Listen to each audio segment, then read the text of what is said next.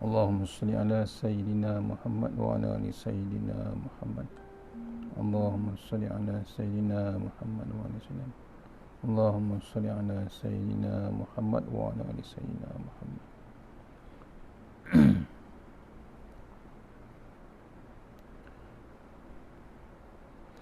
Hasbiyallahu li dini, hasbiyallahu liman hasadani, hasbiyallahu liman ahammani, hasbiyallahu liman bagha alayya, hasbiyallahu liman kadani bisu'in, hasbiyallahu indal maut, hasbiyallahu indal mas'alati fil qabr, hasbiyallahu indal mizan, hasbiyallahu indas sirat, hasbiyallahu allazi la ilaha illa huwa alayhi tawakkaltu wa ila unib. Assalamualaikum warahmatullahi wabarakatuh. Alhamdulillahirabbil alamin wassalatu wassalamu ala asyrafil mursalin wa ala alihi washabihi ajma'in. A'udzu billahi minan nar min syarril kuffar min ghadabil jabbar wal 'izzatu lillahi war rasulin. Allahumma ghnina bi halalin harami unsi wa bismika Allahumma ya daim ya hayyu ya fardu ya wit ya ahad ya samad. Allahumma shalli ala Muhammad wa ala ali Muhammad.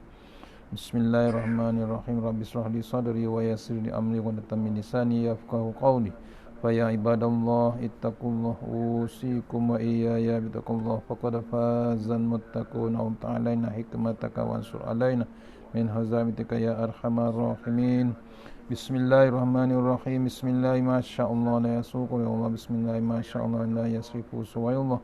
Bismillahi masyaallah maka ana min ni'matin fa min Allah. Bismillahi masyaallah la ya'ti bil hasanati Allah. Bismillahi masyaallah la haula wala quwwata illa billahil aliyyil azim. Allahumma nas'aluka bi barakati syarifa an tuhmala dunya. Amin ya rabbal alamin. Alhamdulillah, jumpa lagi untuk pengisian maghrib kita. Seterusnya sambung kitab tafsir Tuan Guru kita, Tuan Guru ni Abdul Aziz Nikmat, untuk online sebenarnya. Pada surau, patutnya jadual mana ni, surau di Kampung Malaysia Tambahan, Sungai Besi, Kuala Lumpur. InsyaAllah sambil kita baca Al-Fatihah, kita hadiahkan untuk Tuan Guru. Kita terus share untuk sahabat-sahabat kita, terutama di Kampung Malaysia Tambahan, insyaAllah. Al-Fatihah. Auzubillahi minasyaitanir rajim. Bismillahirrahmanirrahim. Iya kan. Surah Al-Mustaqim. Surah Malaysia Tambahan. InsyaAllah sambil kita baca Al-Fatihah, kita hadiahkan untuk guru. Kita terus share untuk sahabat-sahabat kita, terutama di Kampung Malaysia Tambahan, insyaAllah. Al-Fatihah.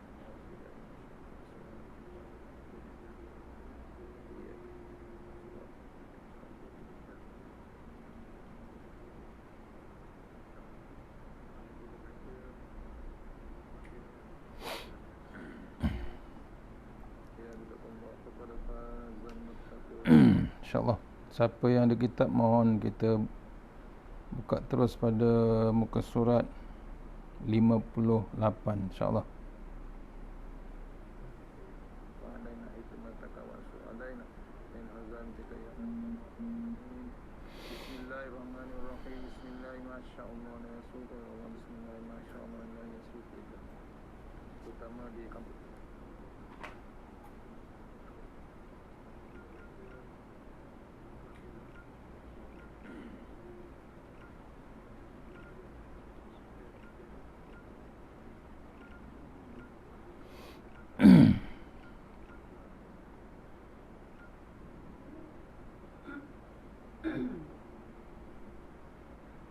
Mohon share sahabat-sahabat di Facebook dan di WhatsApp group status, insyaAllah. Mohon Kampung Malaysia, Korea Kampung Malaysia, insyaAllah mohon share.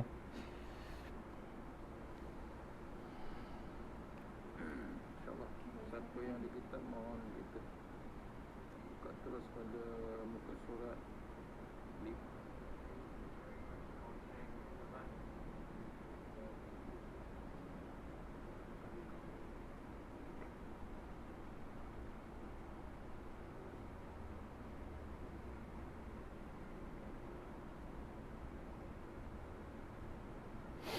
Okey, insyaAllah tafsir ayat yang ke-8, insyaAllah. Tafsir ayat yang ke-8 surah Hud, surah yang nombor 11. InsyaAllah sama-sama kita baca. Bukan saya tafsir, saya cuma baca. InsyaAllah kita jom kita baca sama-sama, insyaAllah. Kalau tidak, sampai bila pun tak baca-baca. InsyaAllah. A'udzubillahi minasyaitonirrajim. Walain akharna anhumul azaba ila ummatin ma'dudah la yakulunna yahbisuh ala yawma ya'tihim laysa masrufan anhum wa haqa bihim ma kanu bihi yastahzi'un.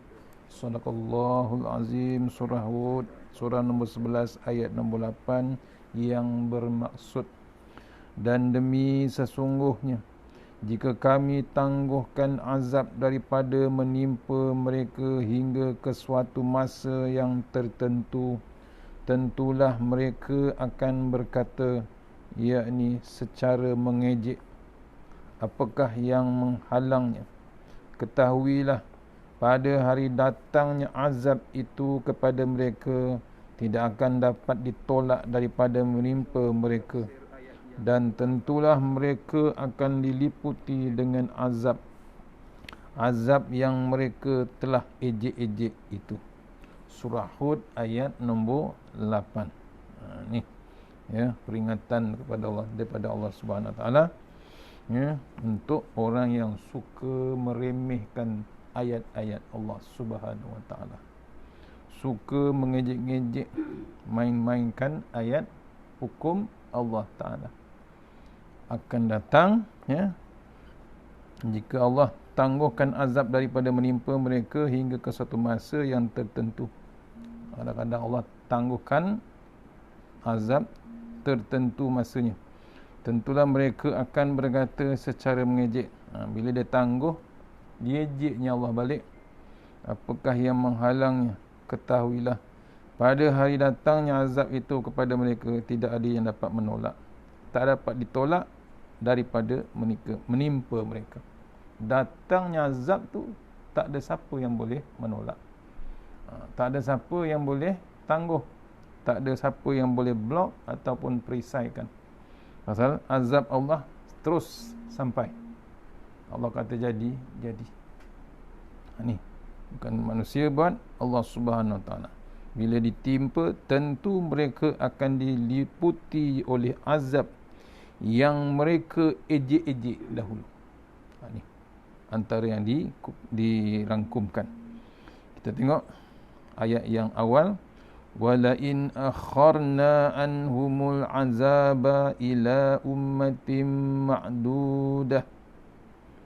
Sekiranya kami tangguhkan sekejap azab ke atas mereka itu untuk tempoh yang tertentu.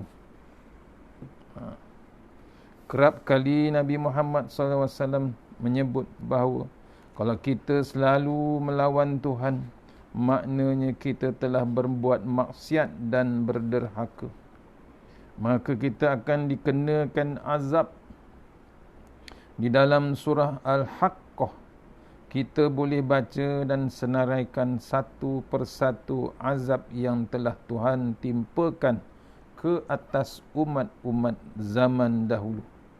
Ada yang berupa ribut selama seminggu, suara guruh, dan bermacam-macam lagi azab. Guru tulis, ya, apa yang Nabi Muhammad sebut, sallallahu alaihi wasallam sebut, bahawa kalau kita selalu melawan Tuhan, maknanya kita telah berbuat maksiat dan berderhaka. Maksudnya apa? Maksudnya direct kita maksiat Allah Ta'ala, maksudnya kita mengundang kemurkaan Allah Ta'ala. Kita direct mencabar Allah Subhanahu Wa Ta'ala. Itu yang dinamakan derhaka ataupun maksiat terus kepada Allah Subhanahu Wa Ta'ala. Maka kita akan dikenakan azab. Azab ni apa? Seksa Allah, bala yang ditimpakan oleh Allah Ta'ala. Dan kemungkinan yang sekarang kita terima, kemungkinan salah satu, ataupun baru awal, ataupun baru mukaddimah daripada Allah Subhanahu Wa Ta'ala. kita pun tak tahu perancangan Allah Subhanahu Wa Taala. Kita tak tahu what's the next. Kita tak tahu yang akan datang, apa yang akan berlaku. Ini baru COVID-19. Pasal apa? Kemungkinan kita derhaka. Selama ini kita masih lagi mempermainkan ayat-ayat Allah. Tak yakin. Tak yakin apa? Tak yakin dengan tok lebay. Tak yakin dengan tok guru. Tak yakin dengan ulama'-ulama'. Pasal apa?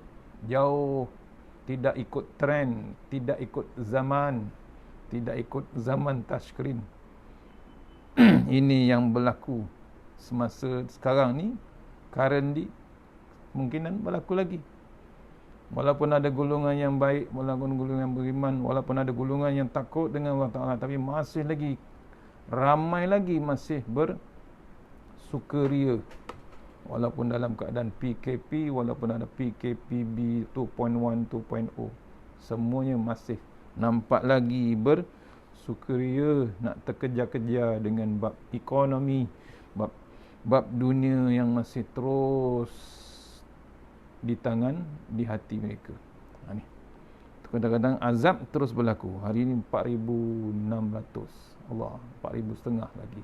Mati lagi 18. Allah. Itu pun kita tak, dah jadi macam biasa sekarang. Kematian yang hampir dekat 20 orang setiap hari dah macam jadi biasa. Dah macam-macam, dah tak jadi apa dah.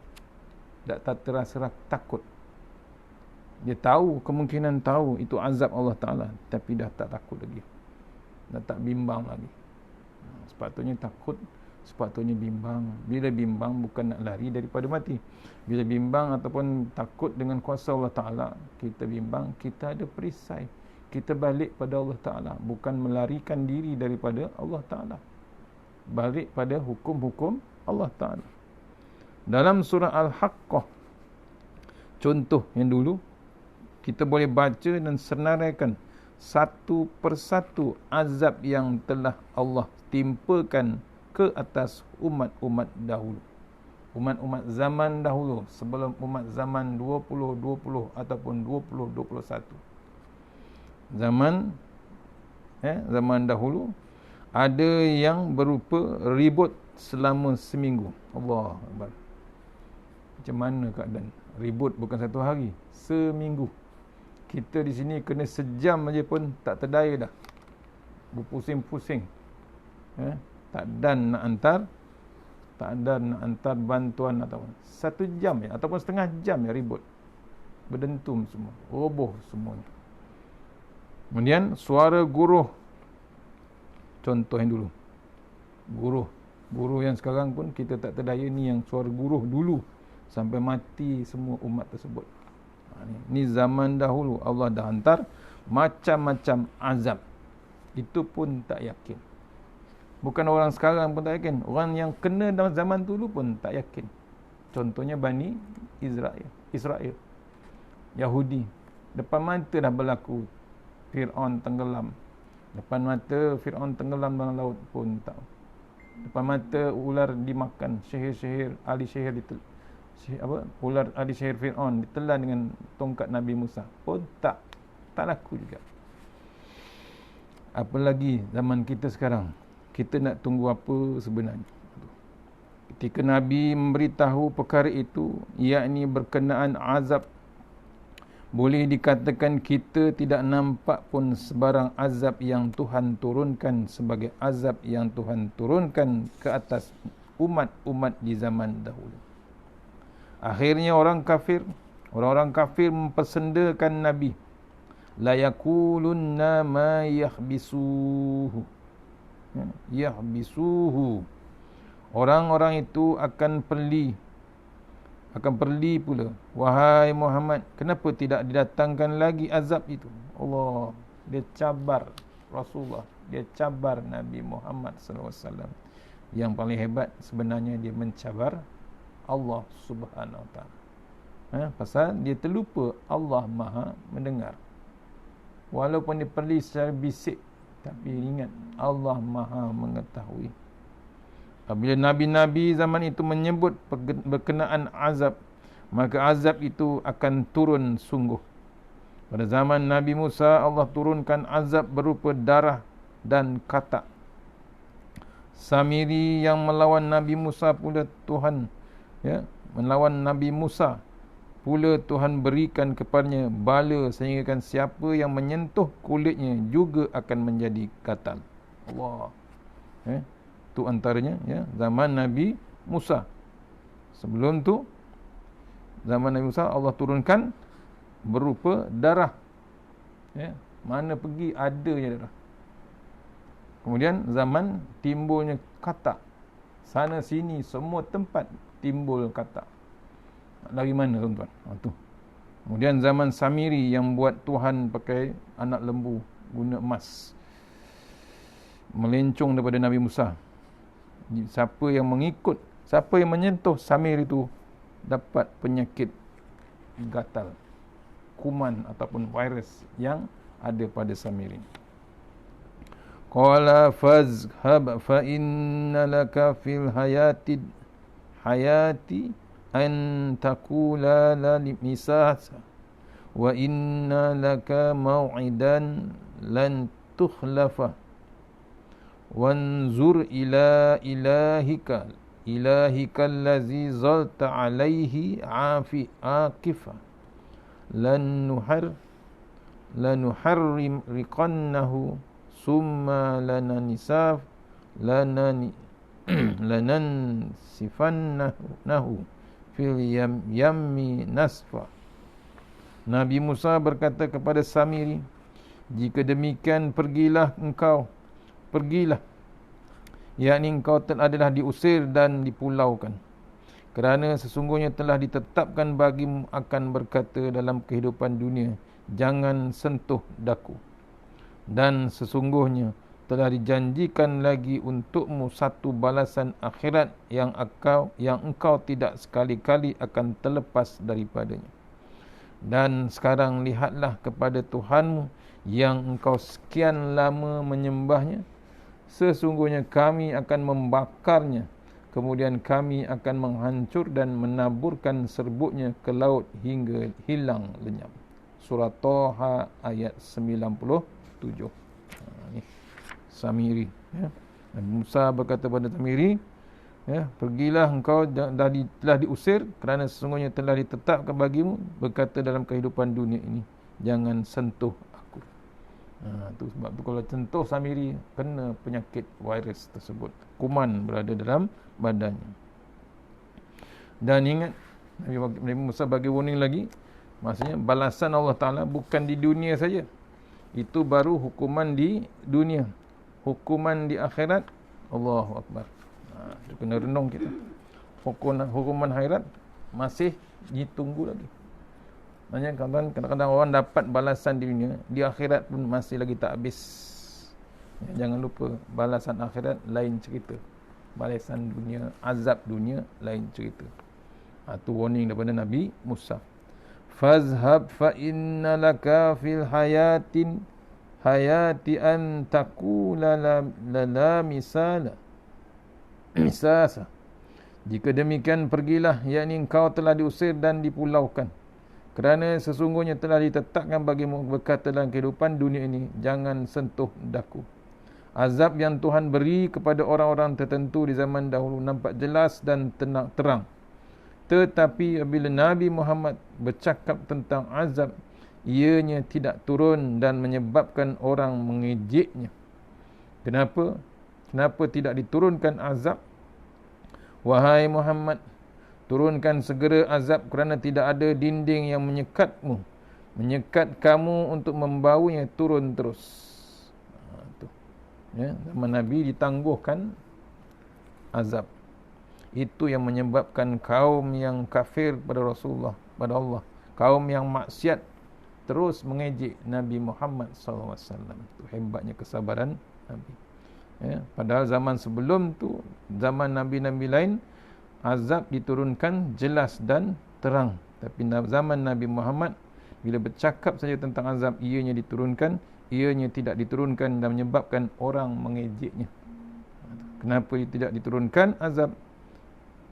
Itu yang dicabar oleh Rasul, yang dicabar kepada Rasulullah SAW. Ala yauma ya'tihim. Tuhan berkata, ingatlah tentang penangguhan azab itu. Tetapi kalau datang sungguh bala, kalau aku buka pintu stor azab aku, laisa masrufan anhum. Tidak ada kuasa yang boleh pesongkan azab aku daripada menimpa mereka. Ha, ni. Ya, Allah dah bagi tahu, ya, bila diturunkan azab, ya, tapi ditangguhkan. Kalau aku turunkan, kalau aku tidak turunkan azab, mereka marah. Tetapi kalau aku bawakan azab itu turun sungguh, nescaya mereka akan meminta kamu bersembayang sembayang hajat pula. Sebaik aku melewatkan azab itu.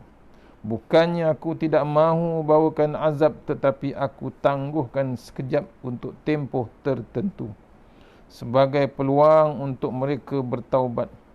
Boleh jadi mereka akan menyesal, dan boleh jadi bila mereka mati, anak mereka pula yang akan memperjuangkan Islam bersama kamu. Allahu Akbar. Ini kita tak tahu keadaan semasa sekarang. Ya, kalau tengok dibaca dalam ayat ini, Allah tangguh lama dah azab. Waktu zaman Nabi, Allah tangguh lagi azab. Nabi mohon pada Allah Ta'ala. Ya, Allah tahan lagi. Ya. Tapi Allah dah bagi tahu, kalau aku tidak turunkan azab, mereka marah. Tu, ya. Bila Allah tak turunkan azab zaman Rasulullah SAW, mereka mengejek ataupun marah. Tak nampak pun. Tu sombong betul. Hebat betul. Ya. Tetapi kalau aku bawakan azab itu turun sungguh, nescaya mereka akan meminta kamu bersembahyang hajat pula. Ni sekarang kita lakukan tak? Kita sekarang lakukan. Hari-hari kita minta pada Allah Ta'ala, mohon hajat kita, jauhkan daripada pandemik C-19, jauhkan kita. Sekarang dah tak ada pasal penyakit kronik. Sekarang terus penyakit tu datang terus, bunuh bukan orang tua. Dalam rekod kebanyakan ramai orang tua dah pukul 50, 60, 70. Tak, sekarang dia attack juga umur 20, 30, 40 pun mati tanpa penyakit kronik. Maksudnya tu azab daripada Allah Ta'ala. Penyakit daripada virus daripada Allah Ta'ala, Allah hantar. Kita tak tahu, ya, apabila ni zaman Nabi kalau dia buat sembahyang hajat pun, ya, nasib baik. Kemudian Nabi, Allah lewatkan azab itu. Bukannya Allah tidak mahu bawakan azab tersebut, tetapi Allah tangguhkan sekejap untuk tempoh tertentu, sebagai peluang untuk mereka bertaubat. Zaman Nabi Allah tangguhkan untuk bagi peluang lagi. Zaman kita, cuba kita fikirkan. Ya, kemungkinan dah tak ada tempoh. Kemungkinan tempoh sudah habis. Allah buka dah stor azab yang sedang berlaku. Boleh jadi mereka akan menyesal. Ya, boleh jadi mereka akan menyesal. Jadi bila mereka mati, anak mereka pula yang akan memperjuangkan Islam bersama kamu. Ini Islam ni kemungkinan tak menang pada zaman kita, dan akan menang pada zaman anak cucu kita. Sebab tu kena teruskan perjuangan Islam. Memang perangai manusia suka memerli. Dia suka mengejek walaupun tindakan itu mendatangkan bahaya ke atas diri mereka sendiri. Wa haqa bihim ma kanu bihi yastahzi'un. Dan berhaklah ke atas mereka itu azab yang padan dengan ejek-ejekan yang mereka lakukan terhadap Nabi Muhammad sallallahu alaihi wasallam. Zaman kita ada tak orang ejek Nabi? Ada. Orang buat kartun, orang buat filem macam-macam, filem yang tak sepatutnya dibuat. Masih pula ada orang yang menyokong pula nak buat filem. Ada yang menyokong pula macam-macam. Ni ejek. Nabi dah wafat dah, dia ejek lagi. Tu kena renung. Dengkinya pasal apa? Dah ditulis. Orang kafir yang tulis. Orang kafir tulis, orang yang paling berpengaruh sampai sekarang ini masih lagi. Rasulullah sallallahu alaihi wasallam top di atas. Tu kena renung kita. Dengki, kedengkian perangai manusia ni. Diejeknya Rasulullah, dia buat kartun macam-macam. Kemudian waris-waris Nabi pun diejek, alim ulama pun diejek, dimain-mainkan alim ulama. Diberhentikan fungsi ulama. Tak dipakai pun sikit pun cakap ulama. Berlaku dah pun berlaku. Bila ulama dah bercakap di masjid, di surau, ditutup, diharamkan, dibuat macam-macam. Sekarang Allah hantar macam-macam. Maknanya berhaklah mereka dalilnya, dan berhaklah ke atas mereka itu azab yang padan dengan ejekan-ejekan yang mereka lakukan terhadap Nabi Muhammad sallallahu alaihi wasallam. Ada bermacam-macam cara Allah Ta'ala memberi jawapannya kepada orang-orang yang melawan. Ada kala dia suruh berperang dengan mereka yang melawan. Ada kalanya dia buat tidak peduli, dan ada kalanya juga dia menjawab dengan cara memberi buah fikiran supaya orang itu insaf. Oleh sebab perangai manusia yang melawan Nabi ini banyak fashion dan banyak jenis, maka jawapannya Allah Ta'ala diberikan dalam pelbagai cara. Kita sebagai tok guru, pensyarah dan pendakwah, jangan memberikan jawapan sama saja tanpa mengira jenis orang yang melawan kita. Kalau jawapan kita serupa saja, nampak sangat kita ini tidak faham psikologi manusia. Semuanya bergantung atas keadaan kefahaman kita mengenai hati perut yang berhadapan dengan kita itu. Kalau orangnya jenis keras dan boleh kita lembutkan, maka kita jawablah dengan cara lembut. Tetapi kalau orang jenisnya keras dan besar kepala, tidak mahu mendengar kata, maka kita jawablah dengan keras juga. Mari kita pergi ke padang bertumbuk. Lebih kurang begitulah cara Tuhan berdepan dengan orang yang menentang agama Allah Subhanahu Wa Taala. Itu dengan Allah Taala. Itu kena renung. Kita kena faham psikologi manusia. Bila kita nak berdakwah, jangan kita berkeras ataupun jangan kita ikut rentak kita. Kita kena faham psikologi manusia. Psikologi manusia ni macam-macam boleh kita lakukan. Sebab tu kena faham, kena ada ilmu untuk berdakwah. Contohnya habis ayat 8, kita terus masuk sikit bab ayat 9 insya-Allah. Terus auzubillahi minasyaitonirrajim. Belum insya lagi. Berapa setengah? Wa auzubillahi minasyaitonirrajim. Wa la in azaqnal insana minna rahmatan summa naza'naha minhu innahu la ya'usun kafur. Sadaqallahul azim. Surah Hud, surah nombor 11 ayat nombor 9. Kita masuk dalam ayat nombor 9. Maksud ayat nombor 9 ni, dan demi sesungguhnya jika kami merasakan manusia suatu pemberian rahmat dari kami, kemudian kami tarik balik pemberian itu daripadanya, mendapati dia amat berputus asa, lagi amat tidak bersyukur. Ulang balik. Demi sesungguhnya, dan demi sesungguhnya jika kami rasakan manusia sesuatu pemberian rahmat dari kami, kemudian kami tarik balik pemberian itu daripadanya, mendapati dia amat berputus asa, lagi amat tidak bersyukur. Surah Hud ayat nombor 9.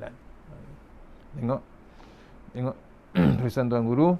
Perangai manusia memang susah diajar, tetapi kalau boleh juga diajar, maka banyaklah pahala yang aku boleh cadangkan kepada kamu. Contohnya kata Tuhan, wala in azaqnal insana minna rahmatan. Ada di antara manusia ini sekiranya aku beri sedikit rahmat kepada dia, aku beri sekadar dia boleh mengecapinya saja. Ini cara Tuhan bercakap. Tuhan hendak sebut bahawa nikmat bahawa nikmat yang sampai kepada kita sehingga sanggup kita melupakan Allah. Pada hakikatnya nikmat itu hanya sedikit saja, walaupun manusia merasakannya banyak. Kadang-kadang kita dibagi nikmat Allah Ta'ala, lupa terus. Padahal nikmat tu sedikit aja. Kaya pun kaya sikit je. Akhirnya lupa pada Allah Subhanahu Wa Ta'ala. Aku beri sekadar kamu boleh kecap di akhirat kelak kalau kamu tengok nikmat aku di dalam surga. Ketika itu nikmat aku begitu melimpah ruah. Bukan setakat boleh kecap sahaja, bahkan kamu boleh makan dan telan sampai kenyang. Allah Akbar.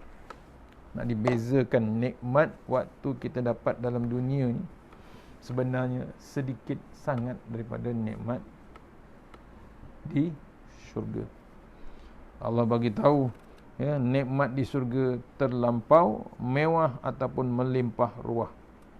Kita rasa sini mewah sangat di dunia, tapi yang di syurga tu lagi beratus-ratus kali ganda mewah dia. Bukan setakat boleh kecap saja, bahkan kamu boleh makan dan telan sampai kenyang. Di dunia takat tu je. Kalau makan nasi takat 2-3 pinggan, lepas tu berhenti kita, tak terdaya dengan nikmat Allah Ta'ala. Kena sakit, satu sudu je boleh makan. Ini pendekatan bahasa yang cukup menarik. Sebab itulah bagi orang yang mempelajari bahasa Arab dan mengetahui ilmu balaghah, ma'ani, bayan, badi' serta mampu memahami ayat Al-Quran sebagaimana orang Arab faham tanpa perlu belajar banyak, maka ketika membaca Al-Quran tidak perlulah lagi kita membaca banyak kitab tafsir dan mendengar tok guru bersyarah.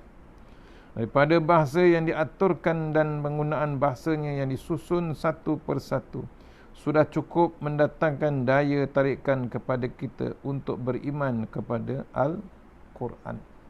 Itu beruntungnya orang yang ada bahasa Arab. Untung bila baca satu patah je perkataan Arab dalam Al-Quran, dia merangkumi macam-macam kitab. Satu ayat lagi hebat, berapa kitab dia boleh cover. Kenapa? Fahaman dia merangkumi balaghah dia, ma'ani dia, bayan dia, badi' dia, semuanya ada. Itu beruntung orang yang bahasa Arab. Ini menurutnya memang bahasa Arab ni cukup menarik yang Allah pilih. Summa naza'naha minhu. Lepas daripada itu katakanlah kami tarik balik nikmat itu daripada dia. Innahu laya'usun kafur. Ketika itu manusia marah kepada aku sampai ke peringkat putus asa dan kafir dengan aku. Allah Akbar. Orang yang ditarik nikmat. Apa yang tak diberitahu adalah manusia ini terlalu tidak memahami. Dia berasa bahawa segala apa yang ada padanya, sama ada ilmu, pangkat, darjat dan harta benda, adalah hasil daripada titik peluhnya sendiri dan usahanya seorang. Tidak bersangkut sedikit pun dengan aku. Kalau dia beroleh harta dan lepas itu aku menariknya balik, dia akan merejam bumi dan marah kepada aku. Tidak tahulah lagi sembahyang dan puasanya entah di mana, dan dia bercakap hodoh kepada aku. Kenapa Tuhan menzalimi aku? Tuhan tidak pandai menjaga aku. Tuhan buat inaya kepada aku. Ini tandanya dia tidak faham bahawa apa yang dia dapat selama ini bukan kerana titik peluhnya sendiri, tetapi hasil anugerah dan pemberian daripada aku. Nak cerita bila manusia ni terlalu tidak faham apa yang Allah beri, dia akan merasa putus asa dan kecewa. Dia ingat nikmat yang didapat itu adalah hasil usahanya. Contohnya bila dia dapat ilmu, bila dapat pangkat, bila dapat darjat, dia mengatakan itulah hasil daripada titik peluhnya sendiri dan usahanya seseorang. Tidak bersangkut sedikit pun dengan Allah Subhanahu Wa Taala. Sombongnya manusia. Ya, bila dapat pangkat, dapat Datuk Seri, dapat Tan Sri, dapat apa lagi? Datuk Pemangku, Datuk, macam-macam pangkat. Bangga dia. Seronok dia cerita kat orang hasil usaha dia sendiri. Hasil titik peluhnya sendiri. Hasil jasa-jasa yang dibuatnya sebelum ini. Dia mengatakan itulah nikmat yang paling hebat. Ya, siapa bagi? Makhluk yang bagi pangkat, apalagi dengan harta. Selesa dia. Ya, seronok, comfortable dengan darjat dia, dengan harta bendanya. Bila pencen senang lenang, isap rokok, isap pipe, isap rokok besar, relax, mengenangkan kehebatan dirinya sendiri.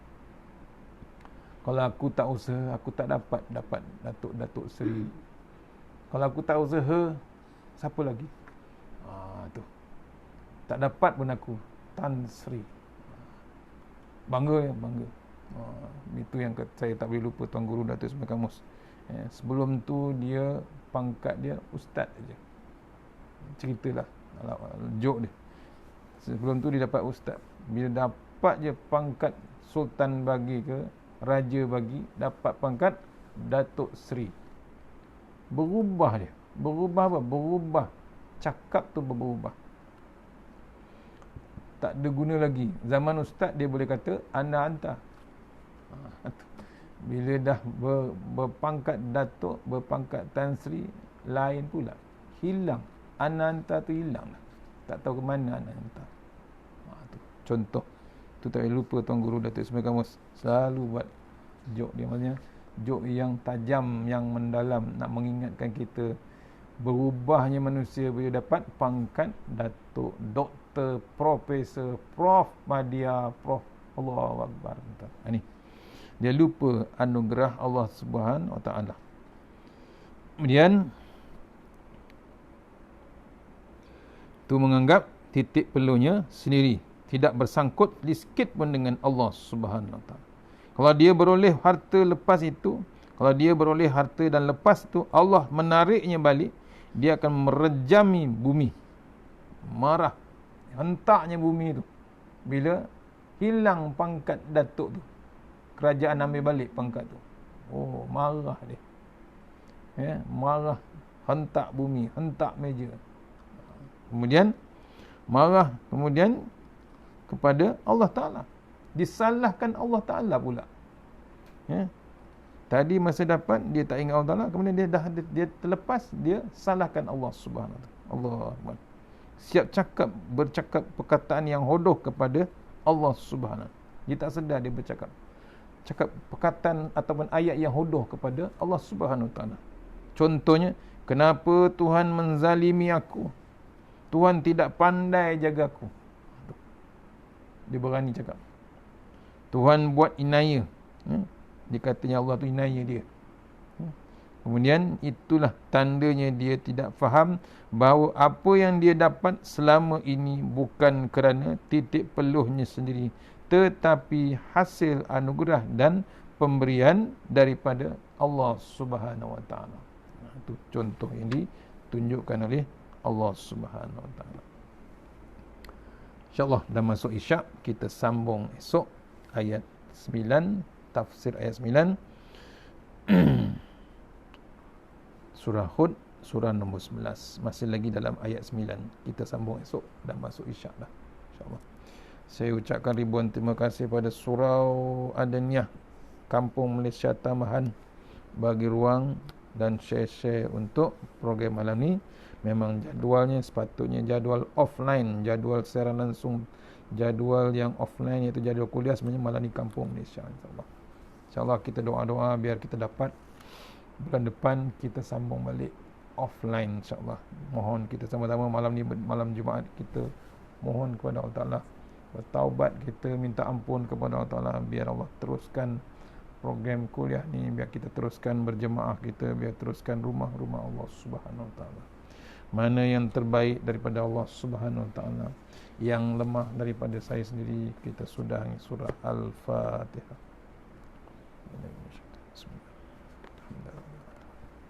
Iya kan. ghairil maghdubi 'alaihim waladdallin. A'udzu billahi minasyaitonir rajim. Bismillahirrahmanirrahim.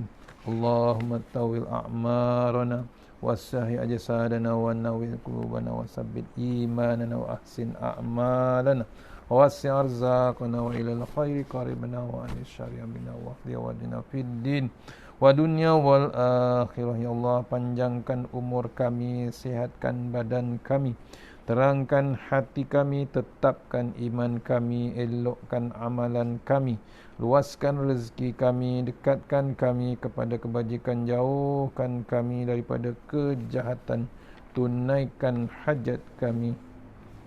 Allahumma anta rabbi la ilaha illa anta khalaqtani wa ala ahdika wa wa'dika mastata'tu a'udzu bika min syarri ma sana'tu wa a'udzu bika min alayya wa abu bi dzambi faghfir li fa innahu dzunuba illa anta tasanna bil jabar wa tasanna malakul allazi la yamut isrif annal bala wal waba innaka ala kulli syai'in qadir.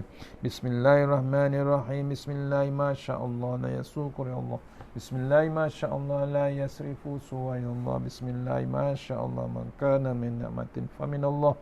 Bismillah ma sya'allah la ya'ti bil hasanati illa Allah. Bismillah ma sya'allah la hawla wa la quwwata illa billahil aliyyil azim. Bismillahirrahmanirrahim. Bismillahirrahmanirrahim. Asma. Bismillahilladzi la yadurru ma asmi azza. Bismillahil kafi. Bismillahil mu'afi. Bismillahilladzi la yadurru ma asmi syai'un fil ard wala fis sama' wa huwas samiul alim. Bismillahi ala nafsi wa dini. Bismillahi ala ahli wa mali. Bismillahi ala kulli syai'in a'tanihi rabbi. Allahu akbar, Allahu akbar, Allahu akbar. Allahu rabbi la usyriku bihi syai'an azza jaruka wa jalla tanaruka wa taqaddasat asma'uka wa la ilaha ghairuka.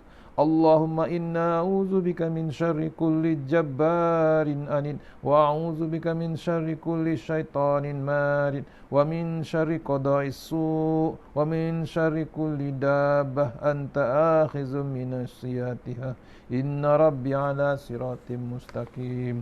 A'udzu billahi minan nar min syarril kuffar min ghadabil jabbar wal 'izzatu lillahi wal rasulin.